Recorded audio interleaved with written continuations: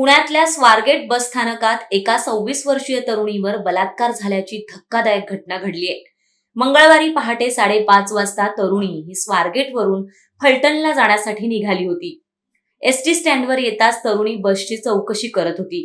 यावेळी दत्तात्रय गाडे या नराधमानं तरुणीला कोपऱ्यातली शिवशाही बस आधी जाणार असल्याचं सांगितलं।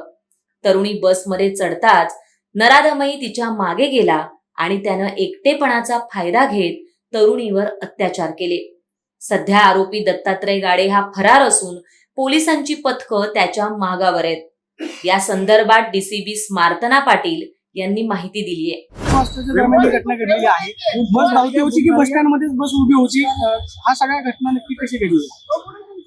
ऍक्च्युली ही जी मुलगी आहे ही पुण्यामध्ये कामाला आहे ती, आणि ती इथून फलटणला तिच्या गावी चाललेली होती। सकाळी 5:30 पावणे 6च्या दरम्यानची ही गोष्ट आहे। ती स्वारगेट बस स्टँड मध्ये बस साठी थांबलेली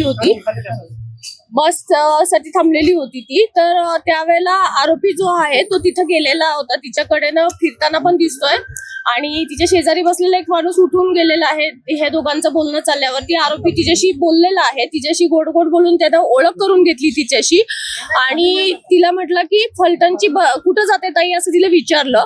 तर ती म्हटली की मला फलटणला जायचं आहे। तर तो म्हटला की सातारची बस जी आहे ती इथं नाही लागत म्हणे, तिकडे लागलेली आहे म्हणे। तर ती म्हटली नाही, बस इथंच लागते म्हणून मी इथं बसलेली आहे। तर तो म्हटला की नाही, तिकडे लागलेली आहे, चल म्हणे मी तुला घेऊन जातो। आणि सीसीटीव्ही फुटेज मध्ये ती मुलगी त्याच्याबरोबर जाताना दिसतीये आपल्याला। तर ती त्याच्याबरोबर गेली, आणि तिथं गेल्यानंतर बसमध्ये अंधार होता म्हणून तिने हा प्रश्न काढला की बसमध्ये तर अंधार आहे म्हटली ती। तर त्यावेळेला तो म्हटला की ही रात्रीची लेटची बस आहे, त्यामुळे लोक झोपलेले आहेत म्हणून दिवे बंद आहेत, तू वरती चढून टॉर्चने चेक करू शकते। आणि मग तिला असं गोड बोलून त्यानं वरती चढायला सांगितलं। ती ज्यावेळेला टॉर्च लावायसाठी वरती गेली त्यावेळेला मग यानं मागून दरवाजा लावून घेतला, आणि तिच्या बाबतीत हा अतिप्रसंग घडलेला आहे तिथे। त्याच्यानंतर तो आरोपी उतरून गेला। ही मुलगी बसमधनं उतरली, आणि आपल्या बसने म्हणजे कुठेही तिथं दुसऱ्या बसचा एक ड्रायव्हर तिथे दिसत आहे वगैरे, पण ती उतरून दुसऱ्या बसने आपल्या गावी चाललेली होती। आणि जात असताना मग तिनं मित्राशी बोलली, आणि मित्रांना सांगितल्यानंतर ती पोलीस स्टेशनला इथं कंप्लेंट देण्यासाठी आली।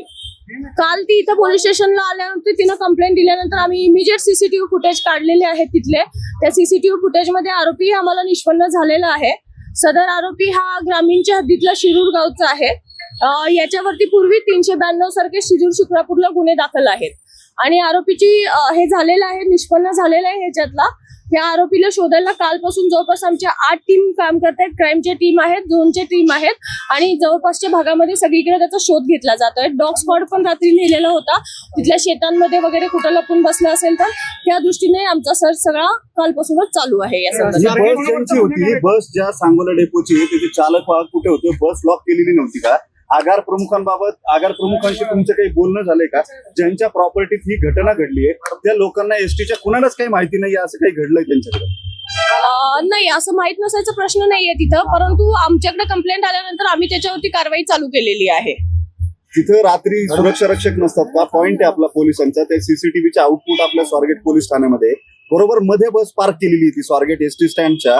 अशा बसमध्ये रेप होतो, बलात्कार होतो एका 26 वर्षाच्या मुलीवरती, आणि त्या आजूबाजूला कुणालाच कळत नाही। तुम्हाला वाटत नाही का की सिस्टीम मधले काही लॅप्सेस आहेत ज्याचे हे परिणाम आहेत? नेमका दोष कुणाचा आहे, चूक कुणाची आहे? एसटी आगारात बस लावून ती लॉक न करणाऱ्या चालक वाहकाची ती बस लॉक होऊ शकत नाही म्हणून एसटी प्रशासनाची, की तिथं सीसीटीव्ही जे आहेत त्याचं मॉनिटरिंग नीट झालं नाही म्हणून पोलिसांचं ऍक्च्युली पेट्रोलिंग चालू असतं, पण प्रत्येक बसला जाऊन पोलीस चेक करू शकत नाही बसमध्ये काय होतंय। ही बस आतमध्ये होती, त्यामुळे सिक्युरिटीचा प्रश्न तिथल्याही येतो, डेपोमध्ये सिक्युरिटीचं काय आहे त्याच्याबद्दल। दुसरी गोष्ट असं आहे की ही गोष्ट झाल्यानंतर मुलगी बसमध्ये बसून निघून गेलेली आहे। तर तिनं थोडा जर आरडाओरडा तिथं केला असता तर इमिजिएट लोकांनी बऱ्यापैकी मदत केली असती। सीसीटीव्ही फुटेजमध्ये आपल्याला दिसतंय तो आरोपी खाली उतरतोय, त्याच्या 2 मिनिटात मुलगी लगेच खाली उतरते, पण असा कुठला प्रकार तिथं झालेला आढळून आलेला नाहीये। मुलीची तब्येत कशी आहे? मुलीची तब्येत एकदम व्यवस्थित आहे, ती काल व्यवस्थित बोलत होती, आम्ही स्वतः तिच्याशी बोललेली आहे, आणि तिचं मेडिकल पण चालू आहे। आरोपी जो आहे सीसीटीव्ही मध्ये कोणत्या दिशेने गेल्याचं दिसतोय? तपास नक्की कोणत्या दिशेने, म्हणजे मुलगी तर फलटणला गेलेली आहे, मात्र आरोपी स्वारगेट मधून बाहेर पडल्यानंतर कोणत्या दिशेने गेला पथकं जी आहेत ती कुठल्या भागामध्ये तपास करतात? आता पथकं जी आहेत ते मी डिटेल तुम्हाला देऊ शकत नाही, कारण ह्याच्यामध्ये असं आहे की आरोपी जर जागा झाला, ऑलरेडी आम्ही त्याला कालपासून शोधतो, तो आमच्या ताब्यात आलेला नाहीये, त्यामुळे तपासाचं जे पूर्ण डिटेल्स मी आपल्याला आता इथे देऊ शकणार नाही. स्वारगेटच्या आगार प्रमुखांशी काही बोलणं झालंय का तुमचं? माझं पर्सनली अजून त्यांच्याशी काही बोलणं झालेलं नाहीये. पहिलं आम्हाला आरोपी निष्पन्न करणं, त्या मुलीची काळजी घेणं, ह्या आमच्या प्रायोरिटीच्या गोष्टी आहेत. त्या झाल्यानंतर आज आता आम्ही त्याच्यामध्ये माहिती घेऊ त्यांच्याकडूनही, त्यांच्याशी बोलणं करून घेऊ. कधी आली होती, थांबली होती कधी, आणि त्याच बसमध्ये हा आरोपी प्रवासी कशी आतमध्ये गेले? नाही, त्याच्याबद्दल मी डिटेल घेतलेले नाहीये बसच्या बाबतीतले. त्या फक्त बस आम्ही सेक्युअर करून ठेवलेली आहे, कारण आम्हाला मेन म्हणजे पहिला आरोपी तो ताब्यात घेणं हे आमच्यासाठी फार महत्वाचं आहे. आणि दुसरी गोष्ट म्हणजे मुलीची मेडिकल करून घेणं आणि तिचं मानसिक स्वास्थ्य, त्याचबरोबर टीम लावून सगळीकडचं तपासवरती कॉन्सन्ट्रेट करणं हे महत्वाचं आहे. त्याच्यामध्ये आता हे पॉईंट तपासादरम्यान आम्ही घेऊ. तिची 5:30ची जर घटना असेल म्हणजे 4 नंतर स्वारगेट आगारातली वर्दळ जी आहे वाढायला सुरुवात होते. मग अशा सगळ्या गर्दीच्या ठिकाणी अशी घटना होणं हे नक्की मग कुणाचं अपयश आहे?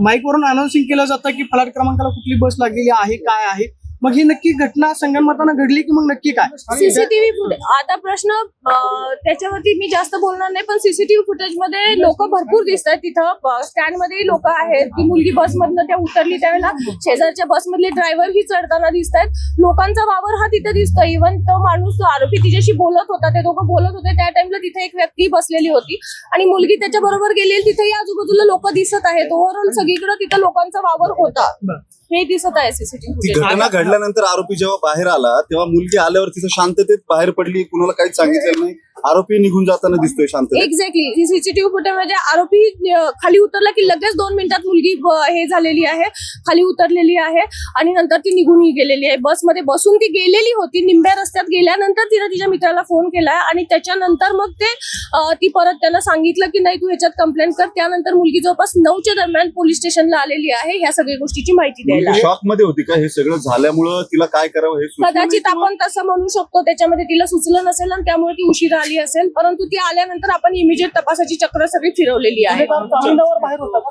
गुन्हेगार बऱ्याच गुन्ह्यांमध्ये आहे. त्याचा 392 सारखे गुन्हे आहेत त्याच्यावरती. शिक्रापूर, शिरूर ह्या भागामधले त्याच्यावरती गुन्हे आहेत. स्वारगेट सारख्या गजबजलेल्या परिसरात ही धक्कादायक घटना घडल्यानं संताप व्यक्त केला जातोय.